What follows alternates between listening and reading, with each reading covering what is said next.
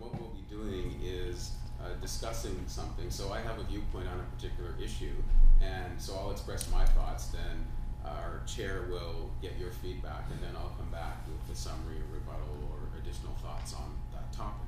So it gives us an opportunity to practice the kinds of things that we're learning. Goodyear Toastmasters is an excellent club. It's well established. We have good financial reserves, we're an enjoyable club, etc. But at Goodyear Toastmasters, we are greedy. Yes, greedy. And that's something that we don't need to be. There are things that we can do to alleviate that issue. One of the issues is that we hoard. So if you look at what happens here, we do not have recordings of past speeches, lessons, or table topics. So if you are not here, then you lose out on that.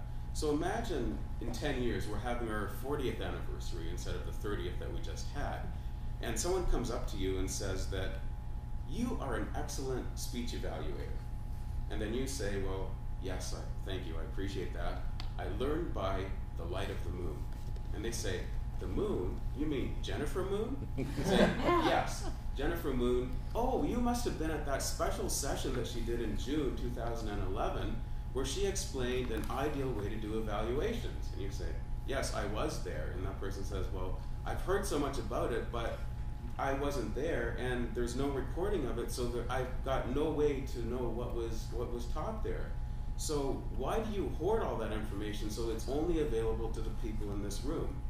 Yesterday on our meetup, Salpi said that she was not able to attend today because she had work commitments. So she's not able to benefit from the things that we're discussing today, such as our excellent viewpoint that's taking place just in this room. And if she could, I'm sure that she would love to come home and watch that a few times to enjoy the experience. It costs us nothing to archive text, audio, or video anymore. It's just a matter of doing it. The other aspect that makes us greedy is that we hide. If someone tries to find this group, and they go to the places that you would normally go to find groups, such as Meetup, LinkedIn, and Facebook, are we there? What is it about us that makes us want to hide? And if people go and they do a web search and they find our website, well, the information on there is limited and it's out of date. I realize that the current website is difficult to maintain, so it's not that we're deliberately doing that, but a visitor really doesn't care. What they have is a bad first impression. And I know that we have kind hearts here. There are things that we can do to alleviate these issues. So rather than hoarding, what we can do is we can share. So we can start posting speeches, lessons, and table topics. These would be with your permission, of course. So if you felt that what was discussed was not something you wanted to have archived forever, then that would be fine. But I'm hoping that there would be certain items. So even if we had, say, 1 or 2 items per week, then that's 50 or 100 items in a year, right? So in 10 years, when we have our 40th anniversary, we've got hundreds or thousands of items that can benefit other people. So if we're looking at text, then that could go onto a blog. If we're looking at video, then YouTube is available. And if we choose to record some audio, then we can have podcasts that we put on iTunes.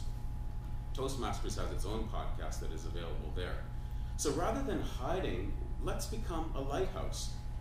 Let's be visible to people. So let's be on Meetup, LinkedIn, and Facebook. So as has been mentioned a couple of times, there is an experimental meetup, so it would be great if members would go and sign up on that. Within hours of that going live, within hours of the announcement being sent out by Meetup, we had 6 guests who signed up. And we probably would not have met those people otherwise. Now, I don't know if they've been able to attend today, but they did sign up for a group. So it would be nice if we had more than, say, 3 members, so that we had at least as many members as guests on that group. There's a group in Mississauga that has 114 people in their meetup group, as best by way of contrast. And also we need a new website, one that's modern and easy to maintain, and as was mentioned by Jonathan, that's something that we're looking at also to see if we can help the group. So what is the legacy that we're leaving? It's said that death is like a library burning down. So what is our legacy going to be? Are we going to build a library, or are we going to do things that just are extinguished into ashes? So now is the point where we'll have our discussion, and our chair will lead that section.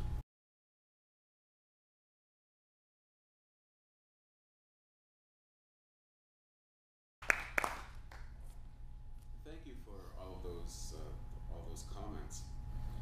So the general consensus was that the idea does make sense. There were some issues about the practicality and privacy. So first of all, and this is basically the order in which the items were discussed, there was the issue of extra work and who does that. You would be surprised at how little work there is involved. When you've got millions of people, or tens of millions, hundreds of millions of people using these kinds of tools, it's because they're very simple to use. So these things seem difficult until you've actually tried them. So there would be a bit of a learning curve, but we could probably find a way to deal with that, and we'd need to figure out who would be doing some of these things. The question about privacy is certainly a good one. One of the points I made was that this would be with the permission of the member. So say, for example, if someone is doing their speech, then it would be up to that person, first of all, to say whether they thought their speech was something they would want to be recorded, because that's an option, and then if it is recorded and they're happy with it, whether it's something they would like to be posted. So that would deal with the privacy issue for the most part. If you look at what ING does, for example, unless they've changed it, they have a portion of their floor which where you can see the people actually working. It's about a quarter of their floor space because it's a virtual bank and it's an opportunity to see real people. And what they tell their employees is, if you don't want to be on camera, then don't sit in that quarter of the floor. So if you don't want to be on camera, then you won't be if you're not in this area. And if you don't say anything, then you won't be recorded either. So there are certain things like that. But certainly the idea would not be to make people feel uncomfortable and put them online if that was something that they were not comfortable with. As far as the issue of cost, there frankly is no cost. Because as Jonathan was pointing out, video is free if you put it on YouTube, which would be the best place to put it because that is the second largest search engine in the world. So we might as well be places that people are actually looking for content. If we're looking at text, say for example, table topics, there are some nice things, so maybe that could be posted on a blog. Again, blogs are free, so then if someone is trying to figure out, I've never done a table topic, I don't know how to do them, well, here are some examples of them. And so that wouldn't have a cost either. If we wanted to record audio, then again, there are free hosting services. So I did make the suggestions in terms of it not having a cost. The only issue would be time, and so we would need to make sure that that's not an undue amount of effort for the club to do. So I'm very pleased that for the most part, the group thought that there was merit so it told me what I was hoping, is that we really are not greedy. We are willing to share and help other people as long as we can find some practical way to achieve that. So in the upcoming year, that's one of the things that we'll look at. And the other thing that one should consider is that the things that we'll be doing as a club, you can also do as individuals. And that's something that is very valuable to you in terms of your career, in terms of your marketing. So it'll be a good prototype for your own benefits to see that, okay, I've written something, I can put it here, I can do a video, etc. So as we do this, I believe you'll find that over the course of the year, we'll have probably at least 100 things posted. I'm hoping even more. And you'll see that, oh, it's not really that big a deal. Maybe it's something I should do for my own benefit also.